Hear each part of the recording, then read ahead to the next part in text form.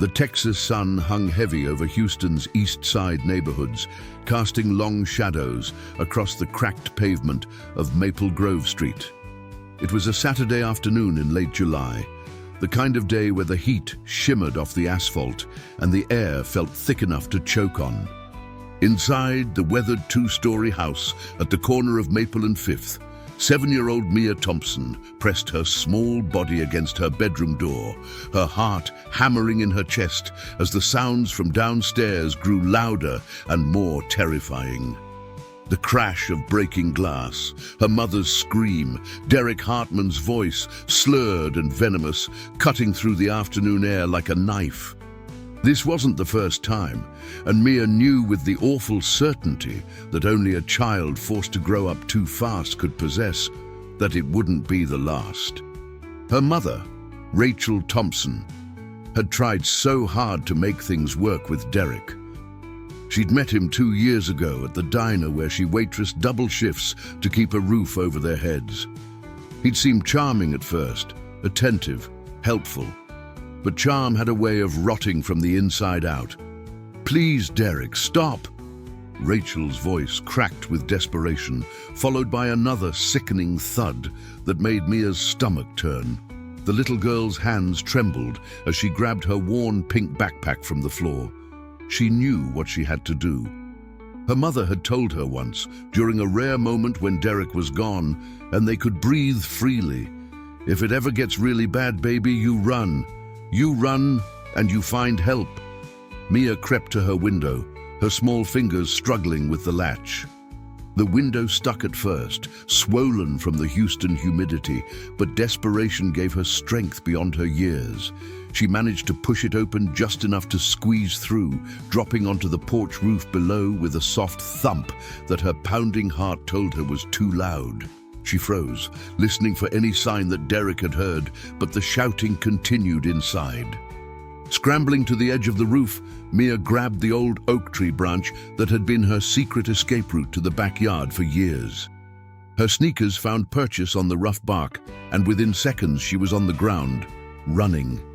Her legs pumped as fast as they could carry her, her blonde pigtails streaming behind her, tears already streaming down her flushed cheeks. She didn't know where she was going, only that she had to find someone, anyone who could help her mother. 3 blocks away, at the Sunoco gas station on the corner of Highland and Burnett, 4 motorcycles rumbled into the parking lot. The Iron Brotherhood Motorcycle Club had just finished their weekly ride through the Sam Houston National Forest, and they'd stopped for fuel and cold drinks before heading back to their clubhouse. The rumble of their engines created a symphony of power and presence that turned heads wherever they went.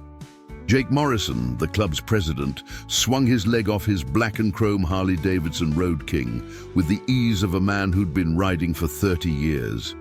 At 45, Jake carried himself with the quiet authority of someone who'd seen the worst humanity had to offer during his 2 tours in Afghanistan and had come back determined to make his corner of the world better. His salt and pepper beard was neatly trimmed, and despite the leather vest adorned with patches that marked him as the club's leader, his eyes were kind. "Man, that was a good ride," Marcus Donovan said, pulling off his helmet and running a hand through his short black hair. At 38, Marcus owned a successful auto repair shop in downtown Houston and was the club's road captain. He was built like someone who spent their days wrestling with engines and tire iron, stocky and strong, with grease perpetually staining his fingernails no matter how hard he scrubbed. Vincent "Vinny" Castellano, the club's treasurer and owner of a small construction company, was already at the pump filling his bike. At 42, Vinny was the business mind of the group, always thinking 3 steps ahead. He'd grown up in Houston's Italian community and carried that heritage with pride in his name and the gold chain he wore around his neck. "Good, until Tommy almost took that turn into a ditch," he called out with a grin. Tommy Bradshaw, at 35, the youngest of the group, laughed good-naturedly. Tommy taught motorcycle mechanics at Houston Community College and had joined the Iron Brotherhood 3 years ago. He was tall and lanky, with sandy brown hair and an easy smile that made him popular with his students. "Hey, I had it under control the whole time," he protested, though his grin admitted otherwise. Jake was heading inside to pay for his gas when he heard it, a sound that cut through the rumble of traffic and the chatter of the gas station. A child's voice, high and desperate, calling out. He turned toward the sound, his military instincts instantly alert. That's when he saw her. A little girl, no more than 7 or 8, running toward them across the parking lot. Her face was streaked with tears, her clothes disheveled, one knee scraped and bleeding. She was looking directly at them with the kind of desperation that made Jake's chest tighten with immediate concern. "Please, please help me." Mia's voice broke as she stumbled the last few feet toward Jake, nearly collapsing at his feet. She grabbed onto his leather vest with both small hands, her body shaking with sobs. My mom is being beaten. Please, you have to help her. He's going to kill her." The other 3 bikers were at Jake's side in an instant. Marcus knelt down to Mia's level, his rough face softening with concern. "Hey, sweetheart, slow down. What's your name?" "Mia," she gasped between sobs. "Mia Thompson. My mom is Rachel Thompson. My stepdad, Derek, he's hurting her really bad." There was so much breaking, and she was screaming, and I ran to find help, but I didn't know where to go. And then I saw you, and please, you have to help her. Jake's jaw tightened. He'd seen enough domestic violence cases during his time as a veteran advocate to know that every second counted. He looked up at Vinny. "Call 911, now." Then to Mia, his voice steady and calm despite the adrenaline pumping through his veins. "Where do you live, honey? Can you show us?" Mia nodded frantically, pointing back the way she'd come. Maple Grove Street, the corner house, the blue one with the white porch. "Please hurry." Tommy was already pulling out his phone, dialing emergency services. Vinny moved to secure the bikes. Jake looked at Marcus, and a lifetime of riding together meant they didn't need words. They both knew what they had to do. "Tommy, you stay here with Mia and wait for the police. Give them the address. Marcus, Vinny, you're with me." Jake's voice had taken on the commanding tone of someone used to making decisions in crisis situations. He looked down at Mia, placing a gentle hand on her shoulder. "We're going to help your mom, I promise. Tommy's going to stay right here with you where it's safe, okay?" "Okay," Mia whispered, though her eyes were still wide with fear. Tommy crouched down beside her, offering what he hoped was a reassuring smile. Jake, Marcus, and Vinny took off at a run back toward their bikes. Within seconds, 3 engines roared to life, and they were speeding out of the gas station parking lot. Mia's trembling finger had pointed them toward Maple Grove Street, and Jake's mind was already racing through the possibilities of what they might find when they got there. The 3 motorcycles tore through the neighborhood streets, their powerful engines announcing their arrival. Jake's military training kicked in automatically, assess the situation, neutralize the threat, protect the innocent. He'd done it 100 times in combat zones overseas. He'd never imagined he'd need those skills on a quiet Saturday afternoon in his own city. They reached the blue house with the white porch in under 3 minutes. Even from the street, they could hear the commotion inside. Jake killed his engine and was off his bike in a heartbeat, Marcus and Vinny right behind him. The front door was slightly ajar, probably from when Mia had fled. "Houston police, we're coming in," Jake shouted, hoping the lie would make whoever was inside think twice. He pushed the door open fully and stepped inside, his eyes adjusting quickly to the dimmer interior. What he saw made his blood run cold. The living room was a disaster zone. Furniture overturned, a lamp shattered on the floor, family photos knocked off the walls. And in the middle of it all, a man in his early 30s with wild eyes and the unmistakable smell of alcohol radiating off him stood over a woman cowering on the floor. Rachel Thompson's face was already swelling, blood trickling from her split lip. Her blouse was torn at the shoulder, and she was trying to shield her head with her arms as Derek Hartman raised his fist for another blow. "That's enough!" Jake's voice cracked through the room like thunder. All three bikers moved as one, Marcus and Vinny flanking Jake as they advanced into the room. Derek spun around, his face twisted with rage and intoxication. "Who the hell are you? This is my house. Get out." "Your house." Vinny's voice was cold. "Funny, I don't see your name on any of these family photos. I do see hers, though, and a little girl's." "I said get out!" Derek lunged toward Jake, his fists swinging wild and uncoordinated. But Jake was a trained soldier who'd faced actual threats in combat zones. A drunk, abusive coward was nothing.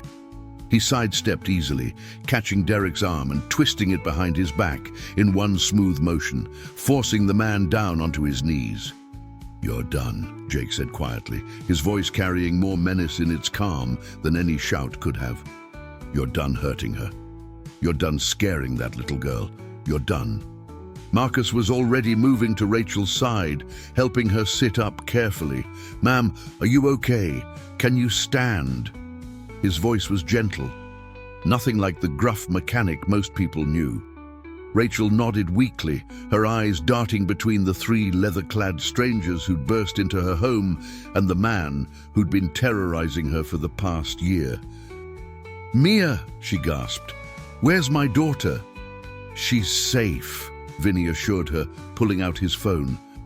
"She's with our buddy Tommy at the gas station down the road. She's the one who found us. Brave little girl you've got there."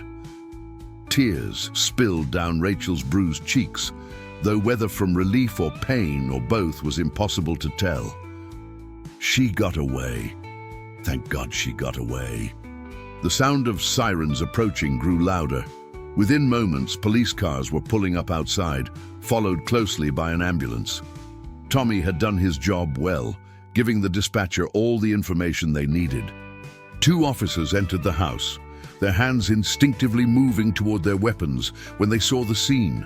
Three large bikers, one restraining a man on the floor and a clearly injured woman. But Jake slowly raised his free hand, keeping Derek pinned with the other. "Officers, I'm Jake Morrison.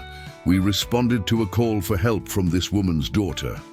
This man," he indicated Derek with a slight shift of his weight that made Derek grunt, "was in the process of assaulting this woman when we arrived. We restrained him to prevent further harm." The senior officer, a veteran cop named Sergeant Linda Hayes, who'd been working Houston's East Side for 20 years, took in the scene with experienced eyes. She recognized the situation immediately. She'd responded to variations of it more times than she cared to count. "Someone get that man cuffed," she ordered her partner, "and get the paramedics in here for the victim."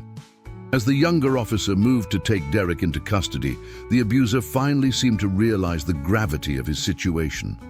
"This is bullshit. She's my wife. What happens in my home is my business." "Actually," Sergeant Hayes said coldly, "domestic violence is very much our business. And from the looks of it, you've got quite a bit to answer for." She turned to Rachel as the paramedics entered. "Ma'am, I'm Sergeant Hayes. We're going to get you looked at, and then I'll need to get your statement." Rachel nodded, wincing as one of the paramedics gently examined her face. Marcus stepped back to give them room, but stayed close enough to offer silent support. Jake finally released Derek to the police officers, who hauled him to his feet and walked him out in handcuffs. As Derek passed Rachel, he spat, "You're going to regret this, you—" "That's enough." The young officer cut him off sharply, shoving him toward the door. "You have the right to remain silent. I suggest you use it." After Derek was removed from the house, the atmosphere shifted. Rachel looked up at the three strangers who'd saved her, really seeing them for the first time. Their leather vests marked them as members of a motorcycle club, the kind of men she'd been taught to be wary of her whole life. But their eyes held nothing but concern and compassion. "Thank you," she whispered, her voice breaking. "I don't know how to thank you. If Mia hadn't found you, if you hadn't come—" She couldn't finish the sentence, couldn't voice the terrible possibilities that her mind kept circling back to. "Don't think about that," Vinny said gently. "You're safe now. That's what matters." Sergeant Hayes finished conferring with her partner and turned back to the group. "Mr. Morrison, I'm going to need statements from you and your friends." "Of course, Sergeant, whatever you need." Jake nodded. "But first," Hayes continued, a slight smile crossing her weathered face, "I want to say thank you. Too many people would have kept driving, pretended they didn't hear that little girl calling for help. You didn't. That took courage, and it probably saved this woman's life." The three bikers exchanged glances. They hadn't thought of it as courage. They'd simply done what any decent human being should do when faced with someone in danger. But they accepted the sergeant's words with quiet nods. Outside, another motorcycle could be heard approaching. Tommy pulled up and Mia scrambled off the back of his bike, her small legs running as fast as they could carry her up the front walk. "Mom! Mom!" Rachel's face transformed despite her injuries. "Mia!" She tried to stand, but the paramedic gently held her back. Mia burst through the door and into her mother's arms, both of them crying. The paramedic stepped back to give them a moment, and there wasn't a dry eye in that damaged living room. Even Sergeant Hayes had to clear her throat and look away. Jake watched the reunion and felt something tight in his chest ease. This was why they rode. Not just for the freedom of the open road or the brotherhood of fellow riders, but for moments like this, when they could use their strength to protect those who couldn't protect themselves. As the paramedics prepared to transport Rachel to Houston Methodist Hospital for a full examination, Sergeant Hayes took detailed statements from Jake, Marcus, Vinny, and Tommy. Their accounts were consistent and clear. They'd responded to a child's cry for help and had intervened to stop an assault in progress. "Will she be okay?" Marcus asked the lead paramedic as they prepared to leave. "Physically, she's got some bruising and lacerations, but nothing appears to be broken. She'll be sore for a while, but she'll heal." The paramedic paused. "Emotionally, that's going to take longer, but she's got a good support system, it seems." She glanced meaningfully at the four bikers. Before Rachel was loaded into the ambulance, she reached out to Jake. He took her hand carefully, mindful of her injuries. "I don't even know you," she said softly, "but you saved my life today. You and your friends. How can I ever repay that?" Jake shook his head. "You don't owe us anything, Mom. You just focus on healing and taking care of that brave little girl of yours." "The Iron Brotherhood," Rachel read the patch on Jake's vest. "I'll remember that name." As the ambulance pulled away with Rachel and Mia inside, the four bikers stood in the front yard of the blue house with the white porch. Sergeant Hayes finished her paperwork and approached them one last time. "Mr. Morrison, I've been a cop for 20 years, and I've seen a lot of bad situations like this one. Too often, they end tragically because no one intervenes. What you did today matters. Don't ever doubt that." She handed him her card. "If there's anything I can do for you or your club in the future, you let me know." Jake accepted the card with a nod of respect. As the police cars pulled away and the neighborhood began to settle back into its Saturday afternoon rhythm, the four men returned to their motorcycles. "That little girl," Tommy said quietly, his easy smile replaced with something more serious. "She ran 3 blocks to find help for her mom. That takes guts." "Yeah," Vinny agreed. "Makes you think about what really matters, doesn't it?" Marcus nodded silently, climbing onto his bike. They were all processing what they'd witnessed, the violence and fear, but also the resilience and love between a mother and daughter. Jake straddled his Harley but didn't start the engine immediately. He looked back at the house, at the broken window, and the signs of chaos visible even from outside. "This isn't over for them," he said. "That woman and her daughter, they're going to need support. Derek might be in custody now, but she'll have to face him in court. She'll have to rebuild her life, find a way to feel safe again." "What are you thinking?" Marcus asked, knowing that tone in Jake's voice. It was the same tone he used when he was planning one of their community outreach events. "I'm thinking that we check in on them, Make sure they've got what they need. The Iron Brotherhood isn't just about riding bikes and looking tough. We're about protecting our community, aren't we? Jake looked at each of his brothers in turn.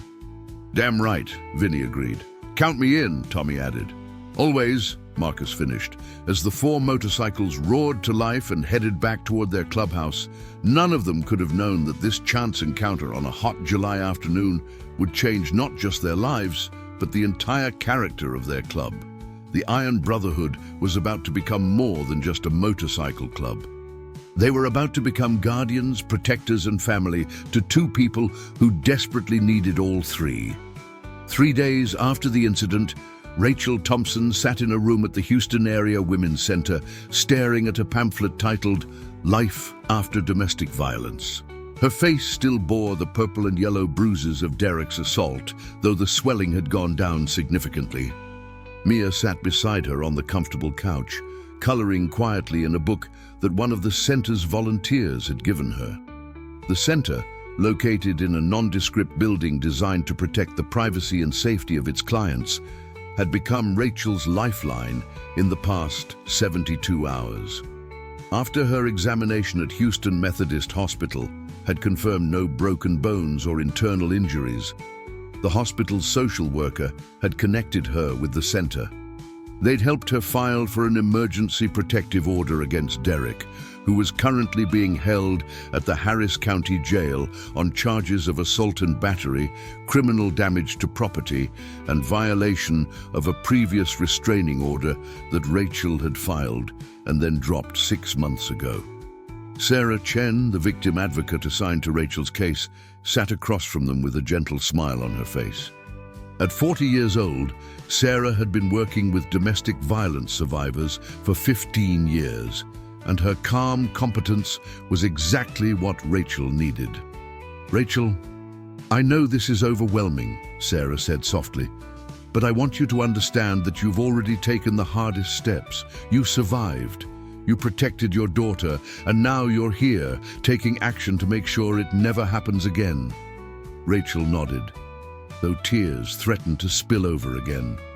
She'd cried so much in the past 3 days that she thought she might run out of tears, but they kept coming. "I should have left sooner. I should have protected Mia better. I knew what Derek was, and I kept thinking he'd change, that if I just tried harder." "Stop," Sarah interrupted gently. "That thinking right there is what abusers count on.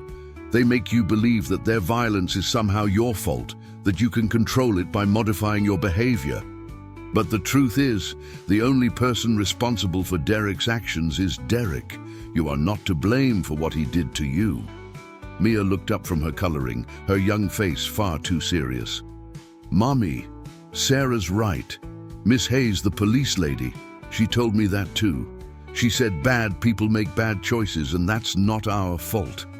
Rachel reached over and pulled her daughter close, marveling at the resilience of children. Despite everything she'd witnessed, Mia was still trying to comfort her mother. "You're so brave, baby," Rachel whispered into her daughter's hair. There was a soft knock on the door, and one of the center's receptionists poked her head in. "Sarah, sorry to interrupt, but there are some gentlemen here asking to see Rachel Thompson. They say they're from the Iron Brotherhood Motorcycle Club." Rachel's head snapped up, her eyes widening. She hadn't expected to see those men again. In the chaos of the hospital, the police station, and getting settled at the Women's Center's temporary housing, she'd barely had time to process their dramatic rescue. Sarah looked at Rachel questioningly. "Do you know them? Do you want to see them?" "They saved us," Mia answered before Rachel could, her face lighting up for the first time in days. "They're the ones I found at the gas station. Jake and Marcus and Vinny and Tommy. They stopped Derek from hurting Mommy." "They did," Rachel confirmed, her voice steadier. "I'd like to see them, if that's okay." Sarah nodded and told the receptionist to show them in. A few moments later, Jake Morrison entered, followed by Marcus Donovan and Vinny Castellano. They looked somewhat out of place in the center's comfortable but decidedly feminine surroundings, their leather vests and weathered faces contrasting sharply with the soft colors and gentle artwork on the walls. But their demeanor was respectful and careful, clearly aware that this was a safe space they needed to treat with reverence. "Ms. Thompson," Jake said, nodding respectfully. He was holding a large paper bag in one hand. "We wanted to check on you and Mia, make sure you were both doing okay. Please call me Rachel." She stood, wincing slightly at the soreness in her ribs. We're doing better, thanks to you." "Mr. Morrison," Sarah began, but Jake held up a hand. "Just Jake, ma'am. This is Marcus and Vinny. Tommy sends his regards. He had to teach a class this afternoon but wanted us to check in." Jake's eyes swept over Rachel's bruised face and his jaw tightened. Even after 3 days, the evidence of Derek's brutality was clear. Mia jumped up from the couch and ran to Jake, wrapping her small arms around his waist. "You came back!" Jake looked down at the little girl, and something in his gruff exterior softened. He awkwardly patted her head, clearly unused to such displays of affection. "Course we did, kiddo. Had to make sure you and your mom were okay." Marcus crouched down to Mia's level. "Hey there, little miss. You're looking better than the last time we saw you. No more tears?" "Some tears," Mia admitted honestly. "But Mommy says it's okay to cry when you're sad or scared. She says it helps wash the bad feelings away." "Your mom's a smart lady," Vinny said with a warm smile. He turned to Rachel. "We brought some things. We hope that's okay. We didn't want to overstep." Jake held up the paper bag. "We know you left your house pretty quick. We figured you and Mia might need some basics. There's some clothes, toiletries, some coloring books and puzzles for Mia, and..." He reached into his vest pocket and pulled out an envelope. "The guys at the club took up a collection to help with whatever you need."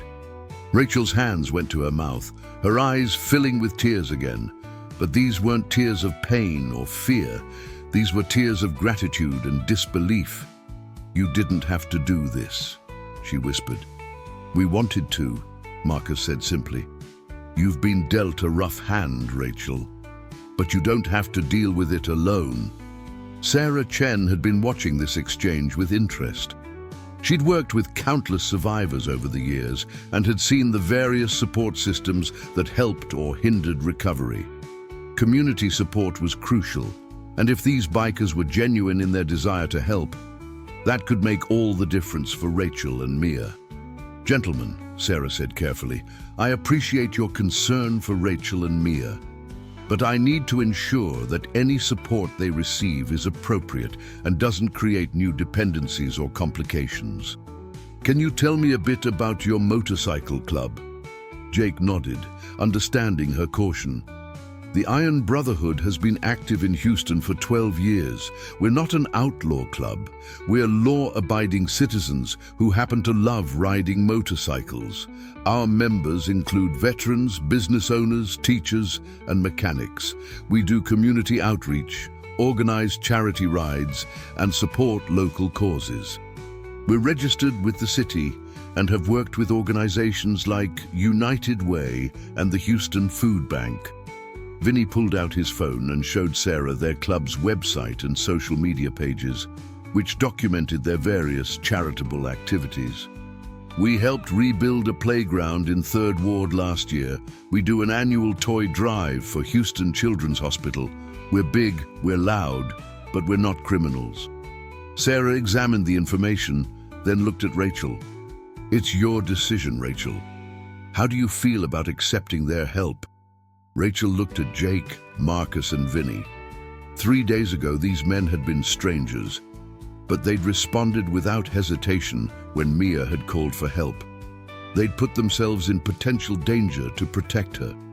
And now they were here, checking on her recovery and offering support with no apparent expectation of anything in return.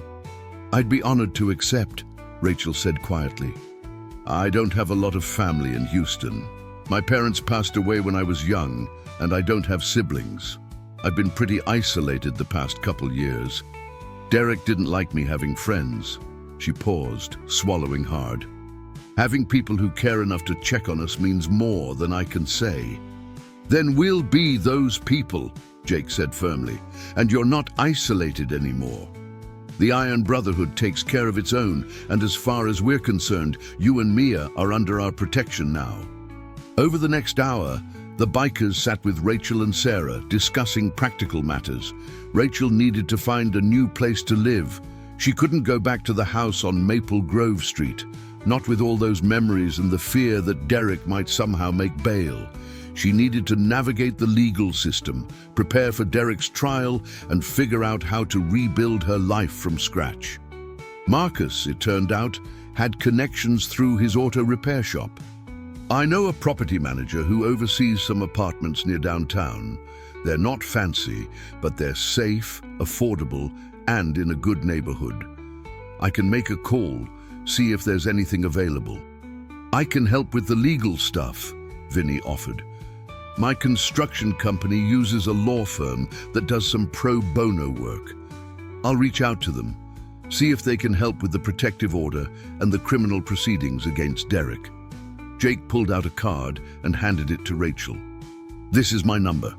You call me day or night if you need anything. If Derek tries to contact you, if you feel unsafe, if you just need someone to talk to. I mean it. Anytime. Rachel took the card with trembling hands. I don't know how to thank you all. You don't need to thank us, Jake said. You just need to heal and build a good life for you and that little girl. That's thanks enough. Before they left, Mia insisted on showing them her coloring book, proudly displaying a picture she'd drawn of 4 motorcycles. That's you guys, she explained, pointing to stick figures riding each bike. You're superheroes. Marcus laughed, a deep, genuine sound. Not superheroes, kiddo, just people who did the right thing. That's what superheroes do, Mia insisted, with the absolute certainty of a 7-year-old. As the 3 bikers prepared to leave, Jake paused at the door. Sarah, can I ask what Rachel's next steps look like from a practical standpoint? Sarah appreciated his directness. She needs housing, which it sounds like you're already helping with. She needs to maintain the protective order and cooperate with the district attorney's office for the criminal case. She'll need counseling for both herself and Mia to process the trauma, and she'll need to rebuild her financial independence. Derek controlled most of the finances in their household. And her job at the diner? Vinny asked. Rachel shook her head. I called my manager yesterday. He said to take as much time as I need, but... She trailed off, not wanting to say the words out loud. But you need the income, Jake finished for her. What if we could arrange for some temporary support just until you get back on your feet? I can't keep taking from you, Rachel protested. You've already done so much. You're not taking, we're giving, Marcus corrected gently. There's a difference. Before Rachel could argue further, the 3 bikers left, promising to be in touch soon about the apartment and the legal assistance. After they were gone, Sarah turned to Rachel with an appraising look. Those men care, she said simply. In my 15 years doing this work, I've learned to read people pretty well. They're genuine. Let them help you, Rachel. You're going to need all the support you can get in the coming months. That evening, after Mia had fallen asleep in their temporary room at the center's housing facility, Rachel sat by the window and looked out at the Houston skyline. The city lights twinkled in the darkness, each one representing a life, a story, a struggle. She thought about how close she'd come to becoming another statistic, another woman whose story ended in tragedy at the hands of an abusive partner. But she hadn't. She'd survived. And more than that, she'd found allies in the most unexpected place. 3 leather-clad bikers with tough exteriors and kind hearts who'd decided that she and her daughter were worth protecting. Rachel didn't know what the future held. The road ahead would be difficult, filled with legal battles and emotional recovery and the everyday challenge of building a new life. But for the first time in 2 years, she felt something she'd almost forgotten existed: hope. 2 weeks after the rescue, Rachel Thompson stood in the doorway of a small, two-bedroom apartment in Houston's Montrose neighborhood, hardly daring to believe it was real. The apartment was on the third floor of a well-maintained building with large windows that let in plenty of natural light. It wasn't much, just a living room, kitchen, two modest bedrooms, and a bathroom. But to Rachel, it might as well have been a palace. "What do you think?" Marcus asked, jangling the keys in his hand. True to his word, he'd connected Rachel with his property manager friend, Carmen Rodriguez, who'd pulled strings to get Rachel into this apartment despite her lack of recent rental history and damaged credit from Derek's financial mismanagement. "I think it's perfect," Rachel breathed. Mia was already running through the empty rooms, her excited footsteps echoing on the hardwood floors. "But Marcus, the deposit and first month's rent, taken care of," Marcus said firmly. "The club voted, and we're covering your first 3 months. That gives you time to get back on your feet without the pressure of immediate rent." Rachel's eyes filled with tears for what felt like the 1,000th time since this ordeal began. "I promise I'll pay you back, every cent." "We're not worried about it," Marcus assured her. "And honestly, knowing you've got a safe place to live, that's payment enough." Over the next several hours, more members of the Iron Brotherhood arrived, along with some of their families. Jake came with his wife, Jennifer Morrison, a warm woman in her early 40s who worked as a nurse at Texas Children's Hospital. Tommy arrived with a truck full of donated furniture, a couch, 2 beds, a kitchen table with chairs, and various household items that members had contributed. Vinny showed up with his teenage daughter, Isabella Castellano, who immediately bonded with Mia. Jennifer Morrison pulled Rachel aside while the men were hauling furniture up the stairs. "Rachel, I'm so glad Jake and the guys found you when they did. I wanted you to know that if you ever need anything, a friend to talk to, someone to watch Mia, anything, I'm here." "Thank you," Rachel said, overwhelmed by the kindness of these people who'd been strangers 2 weeks ago. "Everyone has been so generous." "That's what community is for," Jennifer said simply. "We take care of each other.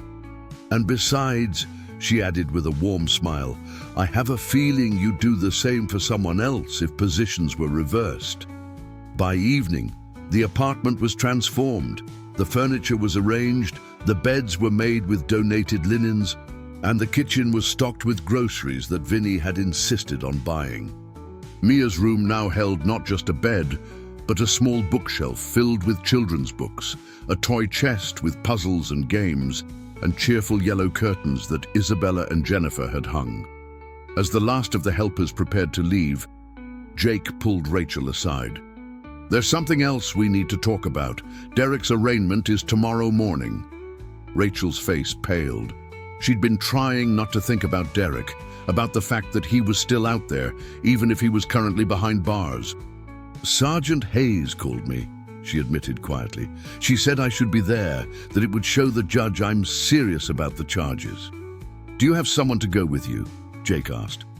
"Sarah from the Women's Center is going to meet me there," Rachel said. "But honestly, I'm terrified. What if he gets out? What if he finds me?" "He won't find you," Jake said firmly. "We made sure this apartment lease is in the property management company's name, not yours. There's no public record connecting you to this address, and as for the arraignment, you won't be alone. I'll be there." "You don't have to," Rachel began. "I know I don't have to. I want to. You shouldn't have to face him alone, even in a courtroom." Jake's voice was steady, reassuring. "Besides, I've already cleared my schedule. I'm going." The next morning, Rachel stood outside the Harris County Criminal Justice Center, her hands shaking despite the warm September sun. She wore one of the donated outfits the Iron Brotherhood had provided, simple black slacks and a blue blouse that made her look professional and put together, even if she felt like she was falling apart inside. Jake arrived on his motorcycle, though he'd left his leather vest at home in favor of a simple button-down shirt and jeans. Sarah Chen met them at the courthouse entrance, along with Amanda Foster, an attorney from the law firm Vinny had connected them with. Amanda was in her mid-30s, sharp-eyed and compassionate, with a reputation for aggressively advocating for domestic violence survivors. "Rachel, I want you to understand what's going to happen today," Amanda said as they made their way through security. "This is just the arraignment. Derek will be formally charged, and the judge will decide whether to set bail. You'll have the opportunity to make a statement about why you believe he should remain in custody." "Will he be able to talk to me?" Rachel asked, her voice barely above a whisper. "No, the protective order is still in effect, and he's not allowed any contact with you. If he tries, he'll face additional charges." Amanda's voice was firm. "You're safe, Rachel." The courtroom was intimidating. High ceilings, dark wood paneling, the judge's bench elevated above everyone else. Rachel sat in the front row with Sarah and Jake on either side of her, Amanda standing nearby. When Derek was brought in wearing an orange jumpsuit and handcuffs, Rachel's breath caught in her throat. He looked different from the man who'd terrorized her, smaller somehow, less powerful without his rage and alcohol to fuel him. When his eyes found her in the courtroom, they filled with a mixture of anger and something that might have been pleading. Rachel looked away, focusing instead on her hands folded in her lap. The judge, Honorable Patricia Morales, was a stern-looking woman in her 50s with no-nonsense demeanor. She read the charges against Derek: assault causing bodily injury, criminal mischief, violation of a protective order, and asked how he pleaded. Derek's public defender entered a plea of not guilty, which Amanda had warned Rachel to expect. Then Judge Morales turned her attention to the matter of bail. "Your Honor," Amanda stood, "the state requests that the defendant be held without bail. Mr. Hartman has a history of domestic violence against my client, including a previous protective order that was violated. My client's 7-year-old daughter witnessed the assault and had to flee the home to seek help. The injuries sustained by my client were severe enough to require emergency medical treatment. We have every reason to believe that if Mr. Hartman is released, he poses a significant danger to Ms. Thompson and her daughter." Derek's attorney argued for a reasonable bail, claiming his client had roots in the community and wasn't a flight risk. Judge Morales listened to both sides, then asked, "Does the victim wish to make a statement?" Rachel hadn't expected this. She looked at Amanda in panic, but the attorney gave her an encouraging nod. Sarah squeezed her hand. Jake leaned close and whispered, "You've got this. Tell her the truth." Rachel stood on shaking legs and faced the judge. "Your Honor, I'm Rachel Thompson. Derek Hartman is my ex-boyfriend and Mia's stepfather. For the past year, he's been abusing me, physically, emotionally, financially. I tried to leave before. 6 months ago, I filed a protective order, but he convinced me to drop it. He promised he'd change, that he'd get help, and I believed him because I wanted to believe him." Her voice grew stronger as she continued. "But he didn't change. It got worse. The day those bikers found my daughter, Derek had been drinking since morning. He was angry about something at work, and he took it out on me. He hit me, threw me against the wall, told me he was going to teach me a lesson. My 7-year-old daughter had to climb out her bedroom window and run for help because she thought he was going to kill me. And Your Honor, she was right to think that, because in that moment, I thought he was going to kill me too." Rachel's hands gripped the railing in front of her. "If Derek gets out, he will come after me. I know him. He's told me before that if I ever left him, he'd find me. He said no one else would want me, that I belonged to him. Please, Your Honor, don't let him out. Please, keep my daughter and me safe." The courtroom was silent when Rachel finished. She sank back into her seat, trembling with the effort of confronting her abuser publicly. Jake's hand found her shoulder, a steady, grounding presence. Judge Morales regarded Derek coldly. "Mr. Hartman, I've been on this bench for 12 years, and I've heard every excuse and justification for domestic violence that exists. What I see here is a clear pattern of escalating abuse, violation of a previous protective order, and a serious threat to the safety of the victim and her child. Bail is denied. You will remain in custody pending trial." The gavel came down with a decisive crack. Derek started to protest, but his attorney quickly silenced him. As the bailiffs led him away, he turned to look at Rachel one last time. The hatred in his eyes made her shrink back, but Jake stood up, placing himself between Rachel's line of sight and Derek. The message was clear: she was protected. Outside the courthouse, Rachel finally let herself breathe. "He's staying in jail," she said, as if saying it out loud would make it more real. "He is," Amanda confirmed. "And Rachel, you did an amazing job in there. Your statement was powerful and credible. It made all the difference." "I couldn't have done it alone," Rachel admitted, looking at Jake, Sarah, and Amanda. "Thank you all for being there, for believing me, for helping me find my voice." "That's your voice, Rachel," Sarah said gently. "We just helped you remember you had it." Over the following weeks, Rachel began the slow process of rebuilding her life. She returned to work at the diner, though her manager, Frank Peterson, arranged for her to take morning shifts so she could be home when Mia got out of school. The Iron Brotherhood had arranged for Isabella Castellano to pick Mia up from school and watch her for a couple hours until Rachel finished work, an arrangement that both girls were delighted with as they'd become fast friends. Rachel also began attending a support group for domestic violence survivors at the Houston Area Women's Center, facilitated by Sarah Chen. The first meeting was terrifying, sitting in a circle with other women being asked to share her story. But as she listened to others' experiences, she realized she wasn't alone. These women understood in a way that no one else could. They'd lived through similar horrors and survived. There was Patricia Hendricks, a 52-year-old accountant whose husband had abused her for 20 years before she finally left. There was Keisha Washington, a 28-year-old teacher whose boyfriend's abuse had escalated to the point where she'd ended up in the ICU.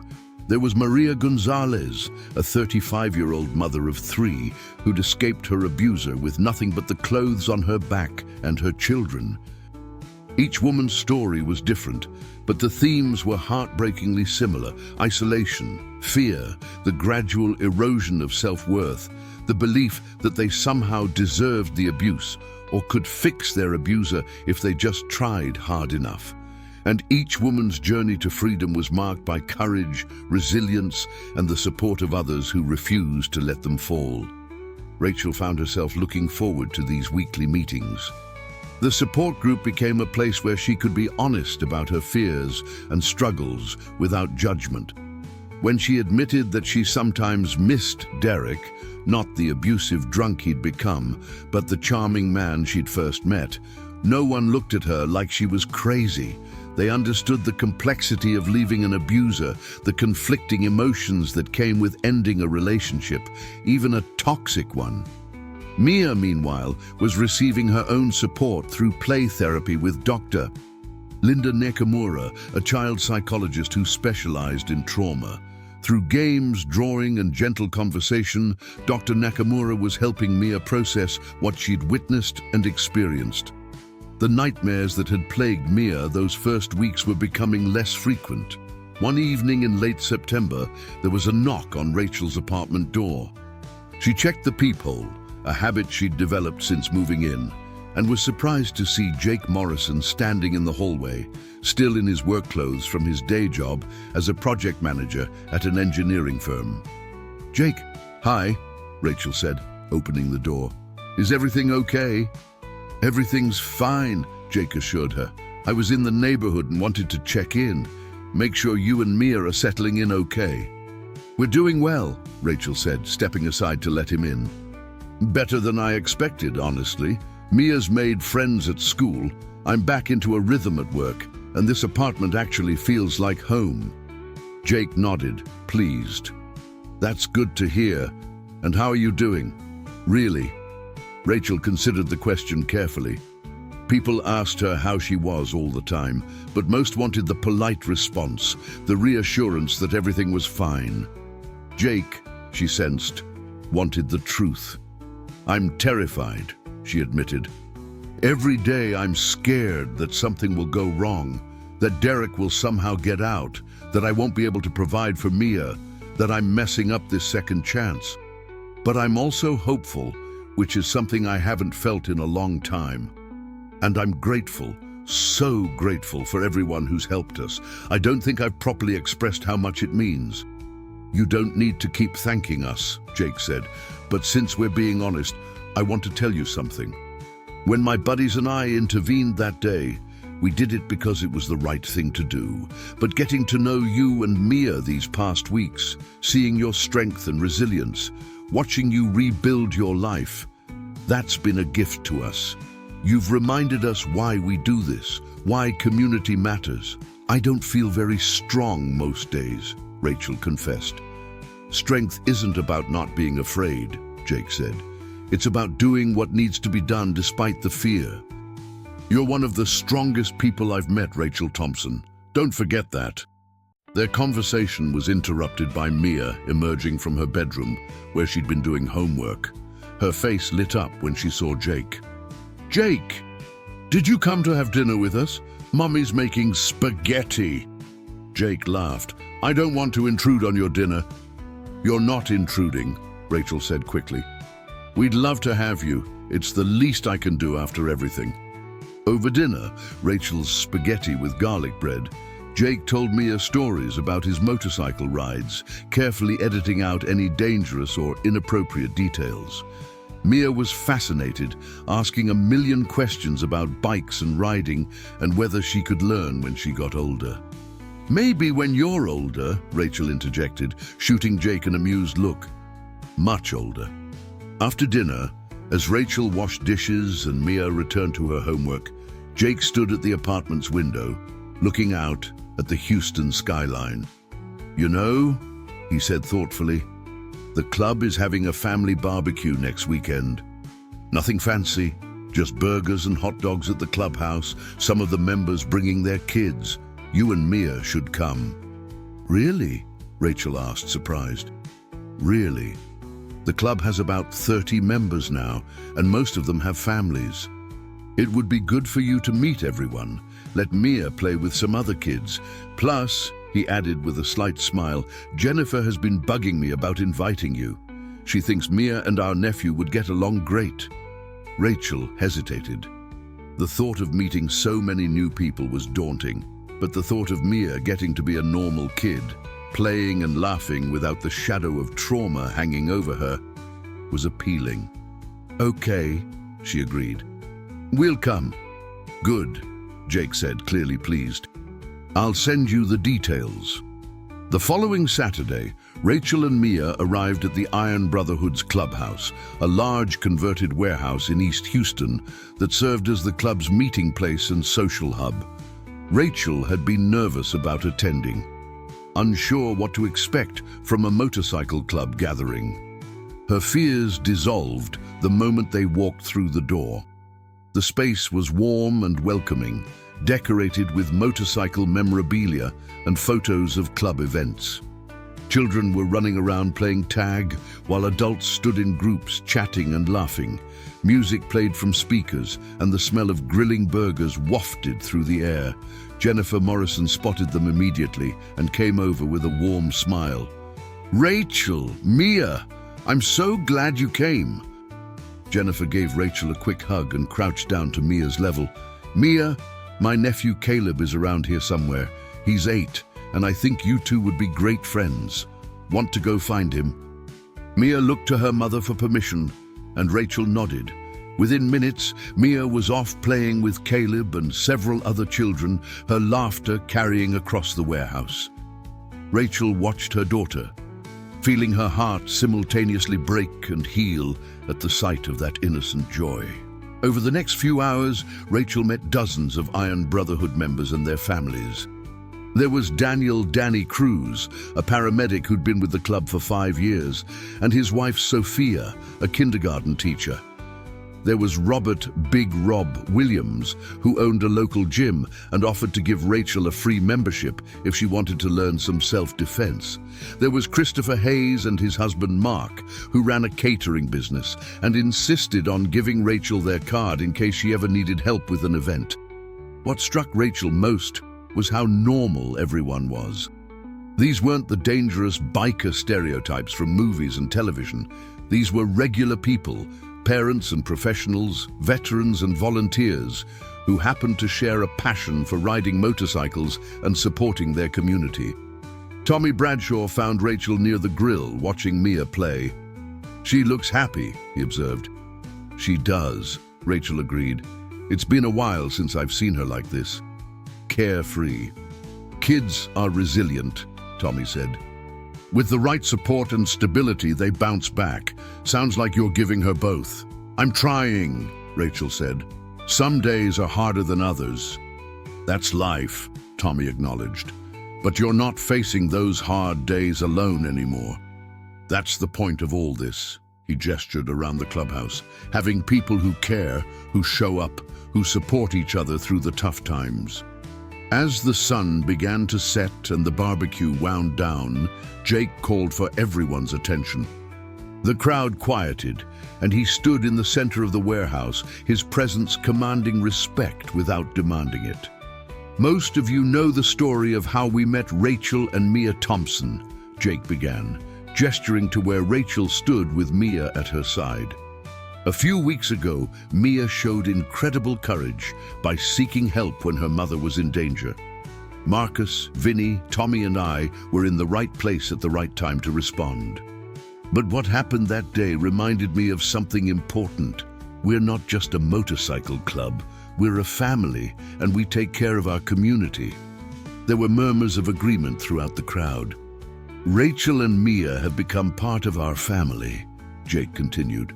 "And I know many of you have already stepped up to help them, donating furniture, offering services, providing friendship. That's who we are. That's what the Iron Brotherhood stands for. We ride together, but more importantly, we stand together. For each other, for our families, and for anyone in our community who needs us." The clubhouse erupted in applause and cheers. Rachel felt tears streaming down her face, but for once, they were tears of joy, of belonging, of gratitude. Mia hugged her mother's waist, and together they stood surrounded by their new family, a family they never knew they needed, but couldn't imagine living without.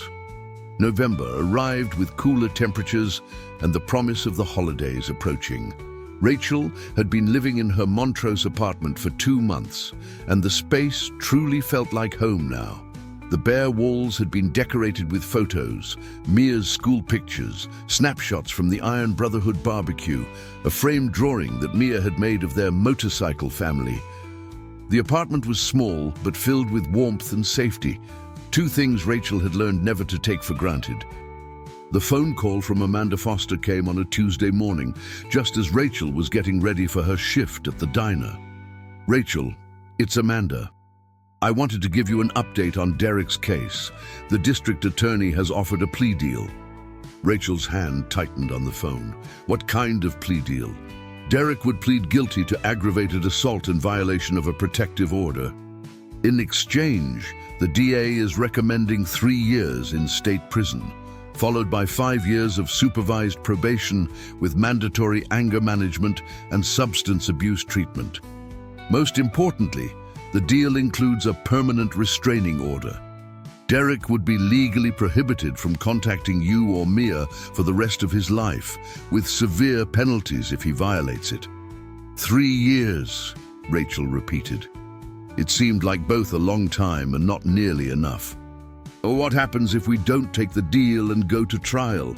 "If we go to trial and win, Derek could face up to 10 years, but trials are unpredictable, Rachel. You'd have to testify, relive the trauma, face Derek's defense attorney trying to discredit you.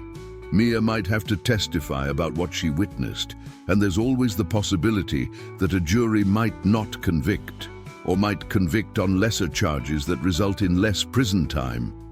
Amanda's voice was gentle but honest. Rachel closed her eyes, thinking 3 guaranteed years where she knew Derek would be behind bars, unable to hurt her or Mia. 3 years to build a life, to heal, to become strong enough to face whatever came after. What do you think I should do? I think only you can make that decision, Amanda said. But I'll tell you this, 3 years is a reasonable sentence, and the permanent restraining order is gold. That stays on his record forever. If he ever tries to contact you, he goes straight back to prison, no questions asked. Can I think about it? Rachel asked. Of course. You have until Monday to decide. Talk to your support system, think about what's best for you and Mia, then let me know. After hanging up, Rachel stood in her kitchen, staring at the Houston skyline through her window. This was it, the decision that would determine whether she could truly move forward or whether she'd be stuck in limbo, preparing for a trial that might drag on for months. That evening, Rachel attended her weekly support group at the Houston Area Women's Center. After the regular session ended, she stayed behind to talk with Sarah Chen. Sarah, I need advice, Rachel said, explaining the plea deal offer. Part of me wants to fight, wants to see him face the maximum consequences for what he did. But another part of me just wants it to be over, wants to move on with my life. Sarah nodded thoughtfully. Both of those feelings are valid.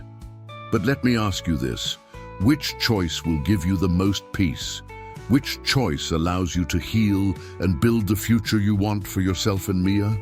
Rachel thought about Mia testifying in court, having to describe the violence she'd witnessed. She thought about facing Derek in a courtroom, being cross-examined by his attorney, having her past and her choices picked apart.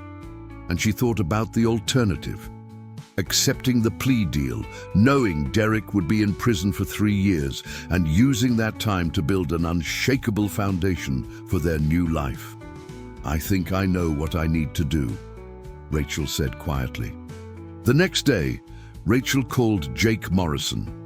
They'd fallen into a comfortable friendship over the past 2 months, with Jake checking in regularly and Rachel learning to reach out when she needed support. Jake, can we talk? I need to make a decision about Derek's case, and I'd like your perspective. They met at a coffee shop near Rachel's apartment.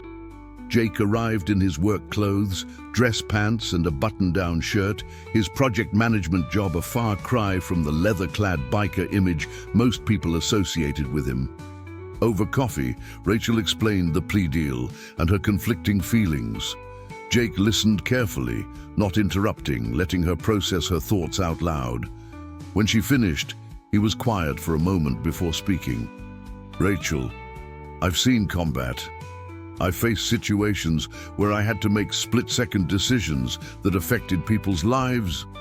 And one thing I learned is that there's no such thing as a perfect choice. There's only the choice that you can live with. I don't want to seem weak, Rachel admitted, like I'm letting him off easy by accepting a plea deal. Weak? Jake's voice was firm. Rachel, accepting this deal isn't weakness. It's strategic thinking. It's choosing to protect yourself and Mia from additional trauma. It's taking the guaranteed outcome instead of gambling on an unpredictable trial. That's not weakness. That's wisdom. You really think so? Rachel asked. I know so, Jake said. And here's something else to consider. Those 3 years Derek will be in prison. That's 3 years where you have absolute safety to rebuild, to go back to school if you want, to advance in your career, to help Mia heal, to become the strongest version of yourself. So when Derek does get out, you'll be so solid in your life that he'll have no power over you. Rachel felt something click into place. Jake was right. This wasn't about punishment or revenge. It was about protection and building a future. I'm going to take the deal, she decided. Then I think you're making a smart choice, Jake said. On Monday morning, Rachel called Amanda Foster and gave her decision. The following week, she stood in the same courtroom where Derek had been arraigned, watching as he formally entered his guilty plea. Derek looked different, smaller somehow, defeated. When Judge Morales asked if he had anything to say before sentencing, he stood and turned to look at Rachel. "I'm sorry," he said, his voice barely audible, "for everything. I was wrong. I know that now." Rachel stared at him, searching for any sign of manipulation or deception in his words, but all she saw was a broken man facing the consequences of his actions. She didn't respond, didn't nod, didn't acknowledge his apology. She simply looked at him until he turned away. Judge Morales sentenced Derek to 3 years in state prison, exactly as the plea deal specified. As the bailiffs led him away in handcuffs, Rachel felt a weight lift from her shoulders. It was over. This chapter of her life was finally, definitively over. Outside the courthouse, Amanda Foster shook Rachel's hand. "You did great in there. How do you feel?" "Free," Rachel said simply. "For the first time in years, I feel free." With Derek's case resolved, Rachel could finally focus completely on building her future. She'd been working at the diner for months now, but her manager Frank Peterson had noticed her work ethic and reliability. One afternoon in early December, he called her into his office. "Rachel, I've been impressed with your work," Frank said. He was a gruff man in his 60s who'd owned the diner for 30 years. "You're always on time, the customers love you, and you handle pressure well. How would you feel about taking on some management responsibilities? I need an assistant manager, someone who can handle scheduling, ordering, and managing the staff when I'm not here. It comes with a raise and consistent hours." Rachel was stunned. "Frank, I don't have any management experience." "Maybe not officially, but I've watched you. You're organized, you're good with people, and you're trustworthy. Those are the qualities I need. Plus," he added with a slight smile, "you've overcome more obstacles in the past few months than most people face in a lifetime. If you can do that, you can handle managing a diner." "I'd love to," Rachel said, her voice thick with emotion. "Thank you, Frank. Thank you for believing in me." "You earned it," Frank said gruffly, though his eyes were kind. The promotion meant not just more money, but more stability. Rachel could finally start saving, could think about things like Mia's college fund, and maybe eventually buying a house. She called Jake to share the news, and he insisted on celebrating. That Saturday, the Iron Brotherhood threw an impromptu celebration at their clubhouse for Rachel's promotion. It was smaller than the family barbecue, just the core members and their families. But it meant everything to Rachel. Jennifer Morrison had baked a cake that said, "Congratulations, Rachel," in cheerful blue frosting. The club members raised their beers and sodas in a toast. "To Rachel," Jake said, his voice carrying through the clubhouse, "who's shown us all what real strength and resilience looks like. We're proud to call you family." "To Rachel," the group echoed, and Rachel found herself wiping away happy tears for what felt like the 100th time since meeting these incredible people. As Christmas approached, Rachel faced another milestone, Mia's first holiday season, free from fear. Last Christmas had been tense, walking on eggshells around Derek's unpredictable moods. But this year was different. Rachel and Mia decorated their apartment with a small Christmas tree from the lot down the street. They hung ornaments and strung lights, and Mia's laughter filled the space as she placed a homemade paper star on top of the tree. On Christmas Eve, there was a knock on their door. Rachel opened it to find Jake, Marcus, Vinny, and Tommy standing in the hallway, arms full of wrapped presents. "We know Christmas might be tight this year with all the expenses of starting over," Jake said. "The club wanted to make sure Mia had a good Christmas." "You guys," Rachel said, her voice breaking, "you've already done so much." "It's Christmas," Vinny interrupted gently. "Let us do this." The gifts weren't extravagant. Art supplies, books, clothes, a bicycle that made Mia squeal with delight. But they were chosen with care and love. Mia insisted that the bikers stay for hot chocolate and cookies, and they ended up spending the evening singing carols and telling stories. As Rachel watched Mia show Tommy her new art supplies, chattering excitedly about all the pictures she was going to draw, she realized something profound. 6 months ago, she'd been trapped in an abusive relationship, terrified and alone, believing she had no way out. Now she was surrounded by friends who'd become family, watching her daughter thrive, building a career and healing in ways she never thought possible. "Thank you," she said softly to Jake, who was standing beside her, "for everything, for saving us, for supporting us, for being there. I don't think I've ever properly expressed how much it means." "Rachel," Jake said, his voice serious, "you saved yourself. Mia saved you both when she ran for help. We just happened to be there at the right moment. But everything else, the healing, the rebuilding, the strength to keep going, that's all you." "I couldn't have done it without all of you," Rachel insisted. "Maybe," Jake allowed, "but you did do it, and that's what matters. You took the hand we offered and used it to pull yourself up. A lot of people wouldn't have had that courage." As the evening wound down and the bikers prepared to leave, Mia gave each of them a handmade card she'd created in secret. Inside Jake's card, she'd written in her careful 7-year-old handwriting, "Thank you for saving me and Mommy. You're my hero. Love, Mia." Jake had to clear his throat several times before he could speak. "You keep being brave, kiddo," he managed. "Your mom is lucky to have you." "I'm lucky to have her," Mia said seriously. "And lucky to have you and Marcus and Vinny and Tommy and Jennifer and Isabella and everyone. We have the best family." After they left, Rachel tucked Mia into bed, listening to her daughter's excited chatter about Christmas and presents and how next year she wanted to learn to draw motorcycles so she could make pictures for all her biker friends. "Mommy," Mia said sleepily, "are you happy now?" Rachel thought about the question. Was she happy? She was still healing, still dealing with trauma, still working hard to make ends meet, but she was safe. Mia was safe. They had a home, a community, hope for the future. "Yes, baby," Rachel said honestly. "I'm happy. Are you?" "Really happy," Mia confirmed, her eyes already closing. "I'm not scared anymore." Those 4 words, "I'm not scared anymore," meant everything. Rachel sat beside her daughter's bed until Mia's breathing deepened into sleep, then quietly left the room. She stood in her living room, looking at their little Christmas tree with its twinkling lights, at the modest but comfortable furniture, at the evidence of their new life scattered throughout the apartment. 6 months ago, she couldn't have imagined this. But here she was, not just surviving, but truly beginning to thrive.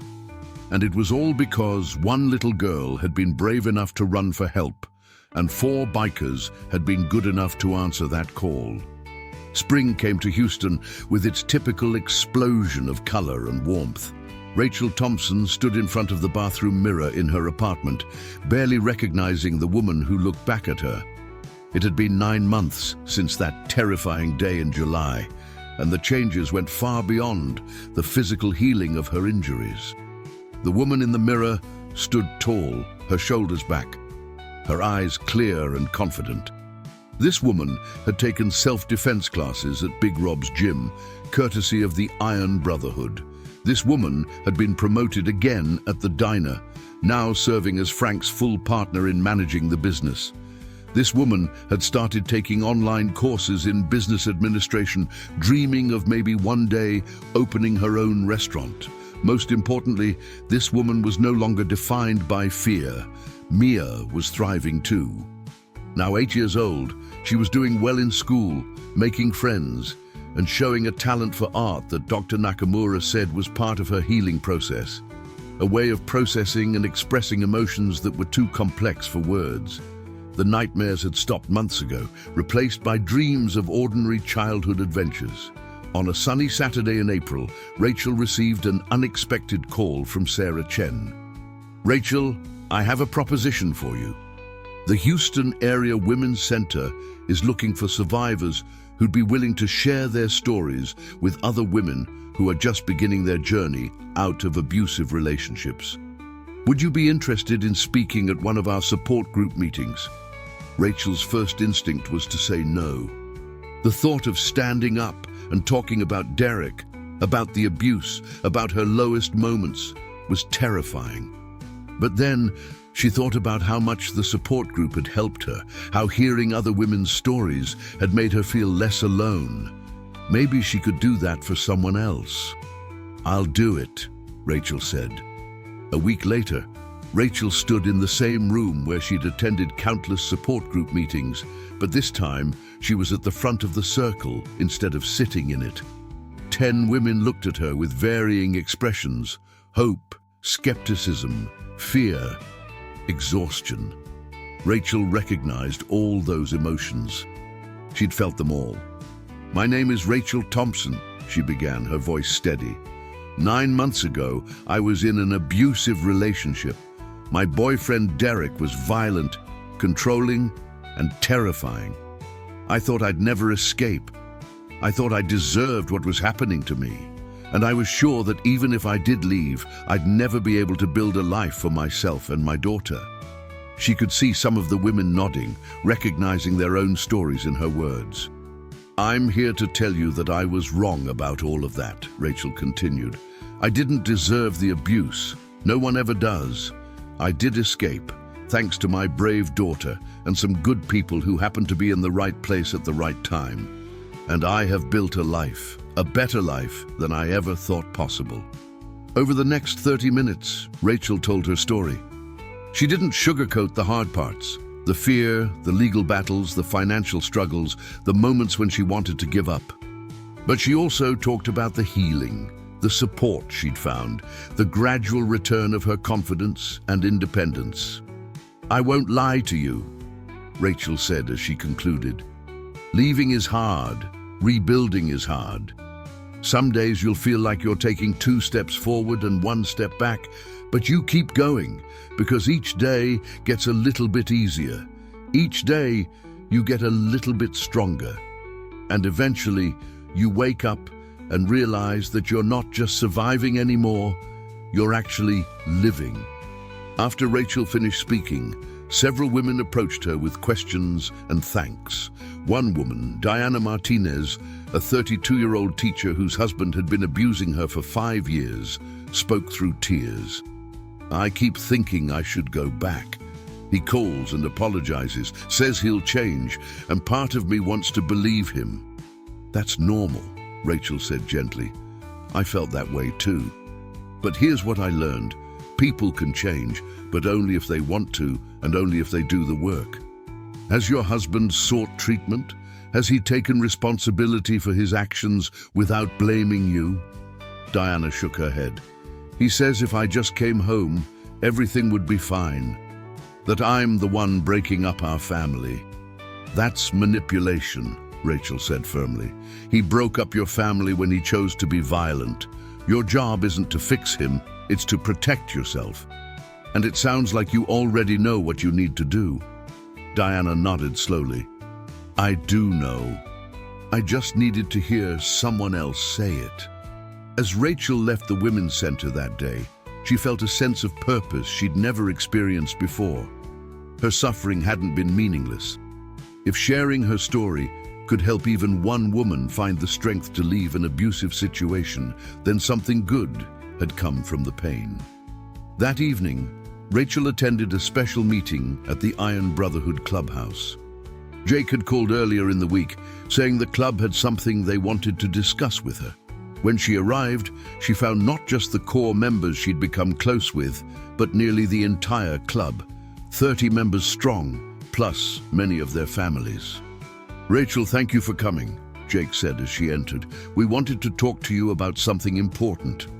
Over the past 9 months, watching your journey and seeing the difference that community support made in your recovery, we've been inspired to do more. We want to start a formal program through the Iron Brotherhood to support domestic violence survivors." Rachel's eyes widened. "Really?" Vinny stepped forward, holding a folder. "We've been working with the Houston Area Women's Center and Amanda Foster's law firm to create a comprehensive support network. We're calling it the Guardian Program. The idea is that when a survivor leaves an abusive situation, they often lack the resources and support network to rebuild. We want to provide that. Marcus added, we can help with things like moving, temporary housing assistance, transportation, job connections, legal support, and just having people around who care. Basically, what we did for you, but in an organized, sustainable way. Tommy grinned. And we were hoping you'd help us run it. You understand what survivors need because you've been there. You've built relationships with the Women's Center and other support organizations. You'd be perfect. Rachel was overwhelmed. I don't know what to say. This is incredible. Say you'll help us, Jake said. It wouldn't be a full-time thing. You'd still have your job at the diner.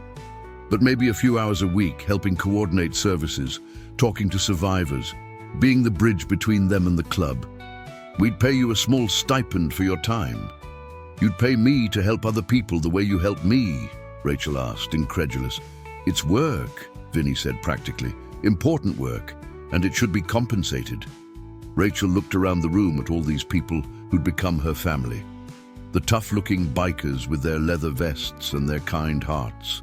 Their spouses and children who'd welcomed her and Mia without hesitation. This community that had saved her life and then helped her rebuild it. I'd be honored, Rachel said, her voice thick with emotion. When do we start? The Guardian program launched in May with a public announcement at City Hall. Mayor Sylvia Turner personally thanked the Iron Brotherhood for their community commitment. Sergeant Linda Hayes, who'd been the responding officer on that July day, spoke about the importance of community involvement in addressing domestic violence. And Rachel, standing at the podium with Jake beside her, shared her story with the assembled media and city officials. 9 months ago, I was a victim who'd lost all hope, Rachel said, her voice carrying across the room. Today, I'm a survivor, helping other victims become survivors too. That transformation was possible because people cared enough to intervene, to support, to stand with me through the darkest time of my life. The Guardian program aims to provide that same support to other survivors in our community. The program was an immediate success.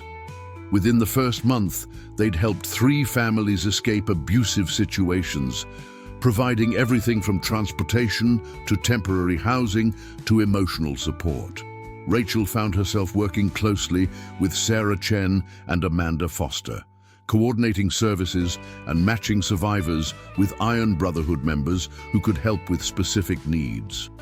One particularly memorable case involved a woman named Christine Walker, a 40-year-old nurse whose boyfriend had become increasingly violent. Christine had finally decided to leave, but she had nowhere to go and no resources. Through the Guardian program, Marcus helped her move her belongings to a safe apartment. Vinny's law firm handled the protective order, and Rachel spent hours with Christine, sharing her own story and providing emotional support. 3 months later, Rachel received a thank you card from Christine. You gave me hope when I had none, it read. Seeing you so strong and independent showed me that I could get there too. Thank you for not giving up on me. Rachel kept that card on her refrigerator next to Mia's artwork and the photos of their motorcycle family. It reminded her why this work mattered. As summer approached, marking nearly a year since the rescue, Rachel reflected on how much her life had changed. She'd gone from victim to survivor to advocate. She had a career she was proud of, a daughter who was thriving, a community she belonged to, and a purpose that gave her life meaning beyond just surviving day to day. On the actual anniversary, a hot July Saturday, exactly like the one a year ago, the Iron Brotherhood organized a commemoration ride. 50 motorcycles gathered at the clubhouse, their riders representing not just the club members, but also survivors who'd been helped by the Guardian program, supporters from the Houston Area Women's Center, and community members who believed in the cause. Rachel, wearing her own leather vest now, a gift from the club with Guardian Program Director embroidered on the back, stood with Mia beside Jake's motorcycle. Mia, now comfortable around the bikes and their riders, was bubbling with excitement. "You ready for this?" Jake asked, handing Rachel a helmet. "More than ready," Rachel confirmed. The ride took them through Houston, past the Women's Center, past the courthouse where Derek had been sentenced, past the diner where Rachel worked, and finally to the gas station where Mia had first sought help. The station owner, Mr. Patel, had agreed to let them use the parking lot for a brief ceremony. Standing in that same parking lot where everything had changed a year ago, Rachel addressed the crowd. "This is where my daughter ran to for help. This is where Jake, Marcus, Vinny, and Tommy answered that call. This is where my new life began." She pulled Mia close. "I want every person here to know that you have the power to change someone's life. It might be as dramatic as responding to a cry for help, or it might be as simple as offering friendship to someone who's isolated, or believing someone when they say they're being hurt. Every act of kindness, every offer of support, every refusal to look away when someone is in danger, those things matter. They save lives." The crowd erupted in applause. Rachel saw Christine Walker there, standing tall and proud, 3 months free from her abuser. She saw Diana Martinez, who'd left her husband and was rebuilding her life. She saw a dozen other faces of women the Guardian program had helped, each one a testament to what was possible when people cared enough to act. After the ceremony, as the group prepared to ride back to the clubhouse for a celebration, Mia tugged on Rachel's vest. "Mommy, are you happy?" It was the same question she'd asked on Christmas Eve, and Rachel's answer was even more certain now. "Yes, baby, I'm very happy." "Me too," Mia said. Then, with the wisdom that children sometimes possess, she added, "Bad things happened to us, but good things came after. We got a whole new family." Rachel looked around at the assembled bikers and their families, at the survivors who'd become friends, at Jake and Marcus and Vinny and Tommy who'd become brothers in every way that mattered. "We did," she agreed. "We got the best family." The ride back to the clubhouse was exhilarating. Rachel rode behind Jake, her arms loosely around his waist, the Texas wind in her face, the rumble of 50 motorcycles creating a symphony of power and freedom. For someone who'd spent years feeling powerless and trapped, the symbolism wasn't lost on her. At the clubhouse, the celebration continued late into the evening. There was food and music, laughter and stories. Jennifer Morrison pulled Rachel aside at one point. "I want you to know how proud we all are of you. What you've accomplished this year is extraordinary. I couldn't have done it without all of you," Rachel said, a familiar refrain now. "Maybe," Jennifer allowed, "but you had to do the work. You had to make the hard choices, face your fears, rebuild your life brick by brick. We just provided the scaffolding. You built the structure." As the evening wound down, Rachel found herself standing outside the clubhouse with Jake, watching the Houston skyline light up as darkness fell. "Jake, I've been thinking about something," Rachel said. "I want to go back to school, get a degree in social work or counseling, make this advocacy work my career, not just something I do on the side." "That's a great goal," Jake said. "What's stopping you?"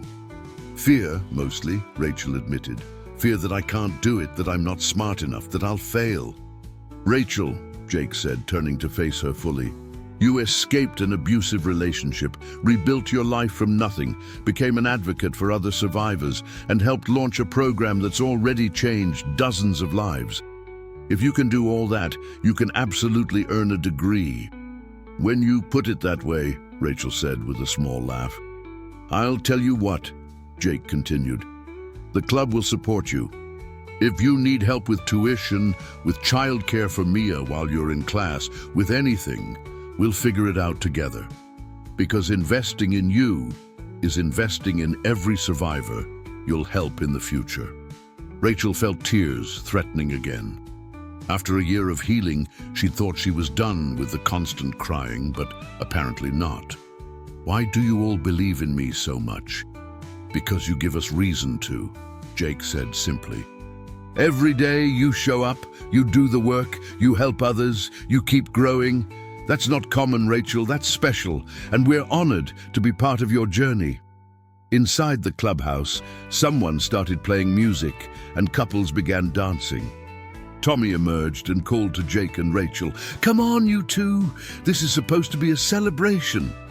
Rachel and Jake rejoined the party, and soon Rachel found herself dancing with Mia, both of them laughing as they spun around the makeshift dance floor. The little girl who'd been terrified and traumatized a year ago was now carefree and joyful.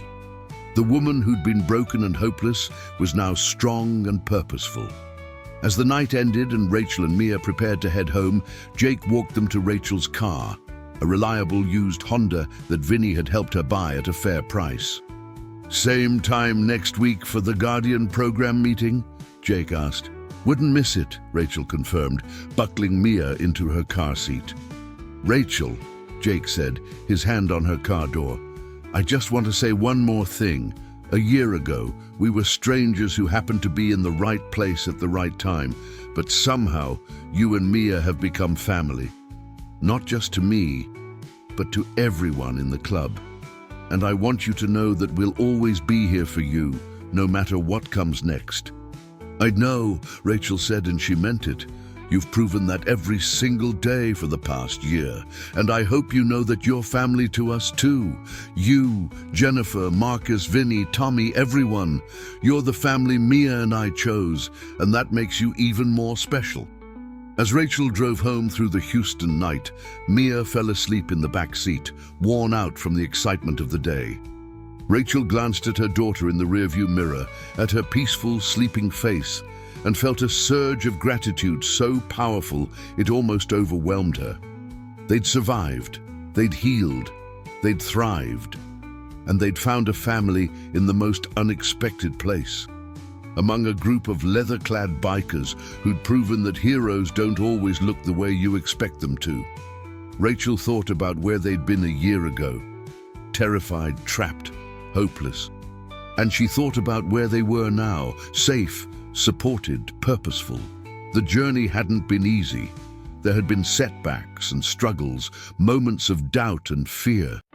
But with the support of their new family and Rachel's determination to build a better life, they'd overcome every obstacle. As she pulled into her apartment complex and gathered her sleeping daughter into her arms, Rachel looked up at the stars visible between Houston's city lights. "We made it," she whispered to Mia, who stirred but didn't wake. "We really made it." And they had. From that desperate moment when a 7-year-old girl ran for help to this triumphant night celebrating survival and new beginnings, Rachel and Mia Thompson had transformed their lives. They'd gone from victims to survivors to advocates, from isolation to community, from fear to freedom. The road ahead would have its challenges. It always did. But Rachel knew with absolute certainty that she and Mia would face those challenges together, supported by their motorcycle family, growing stronger with each passing day. That was the real justice, Rachel realized, as she tucked Mia into bed and kissed her goodnight. Not Derek's prison sentence, though that mattered, not the restraining order, though that protected them. The real justice was this: living well, thriving despite the trauma, building a life filled with purpose and love and community. The real justice was refusing to let the abuse define them, and instead letting their healing and growth write a new story, a story of courage, resilience, and the transformative power of people who care enough to help. As Rachel finally climbed into her own bed, exhausted but content, she thought one more time about that July day a year ago.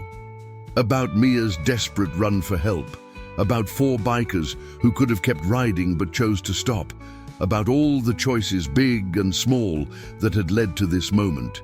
Tomorrow, she'd wake up and continue the work, managing the diner, running the Guardian program, being a mom, planning for college.